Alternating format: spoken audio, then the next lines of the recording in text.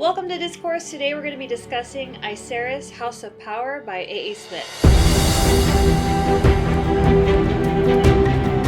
Mora Hytich is a 19-year-old villager from the heartland of Augustia. Unlike her peers, she is not proficient in magic. Instead, she enjoys a simple life with her mom. One day, she and her best friend Cassel are walking to school when things go awry. Now she must embark on a twisted journey across the country while facing some uncomfortable truths, including those about her family, her country, and herself. Things go awry. To put it lightly. They get blown up. Right? They get attacked. Yeah, so we are in a fantasy world. We are introduced to our main female character, Mora, and her mother. They're in her home. They live in Augustia, more specifically the Midlands. It's like a small town. Right. Secluded, it seems. It seems like they have bare minimum of things. They survive on rice and beans. Yeah, just rice and beans, no spices. Serious. So we're introduced to Mora and her mother, and they're having a discussion about the future and about school, right? Because she's in school, and in this world, these characters all have some form of magic. Now, they all do different things, and within those different levels of magic. Yeah, it's called like casting. You're born casting a certain color, which is your level. Which I like that. I like that it's called casting. That's pretty cool. I feel like that kind of makes it different from other stories. But there's different levels, like you said. There's different colors. So each color is a different form of power. But also within it, there are different levels, right? There's more weaker of those colors and stronger. And they go to school to practice and to become really good. So there's from the lowest to the highest is like yellow, orange, blue, green, red, and then purple, with purple being the rarest and most powerful one. Yeah. So not many are born with that. And apparently you could jump a color or a level, but you have to like study day and night and grow, which it's rare in itself. But in this little small town that Mora lives in, I think the highest level is blue, right? Which is her best friend. Right. So her best friend Cassel, he casts blue magic, and he's the best out of he's the best out of 4 in their little town. Which is amazing. Yeah. It's like graduating in a class of 10 and you're the top 5. I mean, hey, you're still at the top. Oh, man. Yeah, that was pretty funny.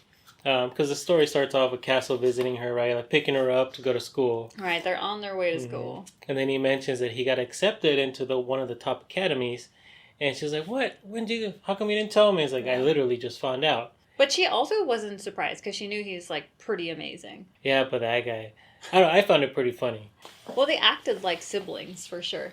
Definitely siblings, kind of like best friends that grew up. Yeah. You know, maybe there's something in there. I don't know, but to start off, it's just really good friends. It is one of 3 universities in Augstia and by far the best one. It's a near necessity for anyone who wants to perfect their magical abilities. She stares at him in disbelief. How did you get into Alia? Hey, I'm top of my class. Your class has 4 people in it, and I'm the best one. Yeah, it's like such a brother thing to say. I don't know why, but that just cracked me. I was like, you tell her, man, you gotta be proud no matter what side of the class. Okay. You know? I mean, yeah, if you're great, you're great. It doesn't matter out of how many. Top 1 of 2, hey, I'm still the top 1. Can't take that away from me. Yeah.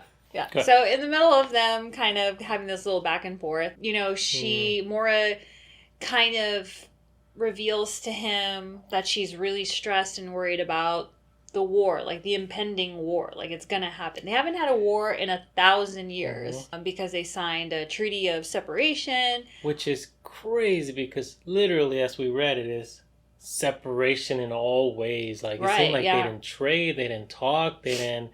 Like, if you visit someone else's land, you're automatically, like, a foreigner, like, not just a tourist, you're a foreigner. Like, what are you doing here? Like, go away. Right. Like, automatic. Yeah, exactly. So they haven't had a war in 1,000 years, but things between all of the different cities and stuff are intense, and a lot of things escalate. And yeah, there's been, like, it seemed like little fights, right? But nothing... Right. But things are building. Yeah. And so on this particular day, in the middle of them having this conversation, what happens? Ships are spotted in the horizon, and minutes later, Boom! Yeah, there's explosions.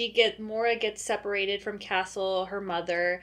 She's disoriented. She's following just some people, some refugees from her area, in hopes that she'll find Cassel or her mom along the way or wherever they're going.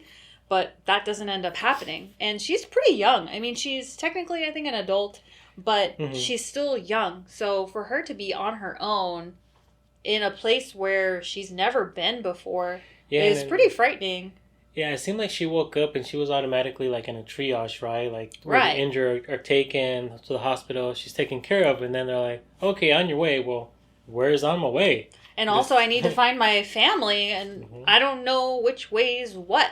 Yeah, which is pretty intense. It starts off pretty slow, and talking about casting in like magic, she in a way has none, right? She's just called like a low-level natural. Yeah, so her mom is able to, I guess, manipulate like nature, and her dad was able, like, he was kind of like a mechanic. Natural, like machines, fixing them, making them work. So she's good at fixing things, and we see that along the way. She's continuously helping people with, small things here and there, and I think her companions start to kind of really keep track of that, because they're like, man, you're like really good at that. Companions? I don't know about you, but I got kind of like video game vibes, where you like war breaks out and you're off on your own, but along your way you start hitting like side missions, companions join you, and then you got like the fighter, the healer, leader. Yeah, so eventually during her travels as a refugee, just trying to find her way, trying to find her family, she comes upon Somnus after traveling for weeks, months. It's kind of like she'll get on a cart, get dropped off somewhere, survive, get on the cart, dropped off somewhere. Yeah, she just kept going further and further and further away from home, really. So she happens upon Somnus, who we come to find out rather quickly that she is, but apparently she's part of the royal family of Augustia. And she thinks that Mora is like an invader, spy. A spy, invader, a horrible person. So she's like, I'm going to take you to my mother and father right away, because she's a stickler for the rules. So yeah, and she's like, I'm not trying to break into your castle, your home, whatever. Like, if you think so, I'll just walk back. I'll turn around and just walk away. Yeah, but nope. She's like, no, come here. You're my prisoner. Let's go. But instead of going to prison, or handing her off to the guards, she goes straight to the king and queen. And I don't get it. Here, this girl's been trying to pull one over on us. But then it makes sense after, because they're family, right? Her father and mother. So she wanted them to handle it, but instead of handling it, what they ended up doing was basically tying Somnus to help Mora in her journey to find her people or find her family. Yeah, it's very weird. They just took her in like, poor thing, let's get you a shower, let's get you some food. Yeah, let's take good care of you, and then let's get you back to where you came from. And so Somnus is basically beholden to Mora to help her through her journey, but they can also only travel by foot. Yep. And that's so that they can play nice and get to know one another. So says her mom and dad. Yeah. That's like such a mom and dad move too. You got no friends, so now you gotta go with this nice young girl. And play nice. I saw that. That's the whole reason. Friends. Finally, she's off her hair. Like, geez, she's so stickler for the rules. Man. I know. She's a pain in their butt too. She's like, God, live a little, girl. Yeah. So they start to go on this journey, and they're traveling through, and then they also start to kind of somewhat build a trust between one another. Yeah. There's a lot of things, like we mentioned earlier, there's a lot of separation of the towns and cities. So Mora is very unfamiliar with so many things through her travels. It's like she was never introduced to sand at a beach, and that part was funny too. Yeah, like a lot of stuff. So we kind of see her growing a little bit, learning more about the world that she lives in, that she's lived in, as well as us. So the author does a really good job with world building through the eyes of the character. And there are people here and there that kind of, it's like they know who she is, like who she really They is could and what's sense going on it. with her. Yeah, but like as a reader, you don't know yet, and you're just piecing it together. So it's a really cool, not a mystery, but I guess it is a mystery. Yeah. And a cool, interesting fantasy world.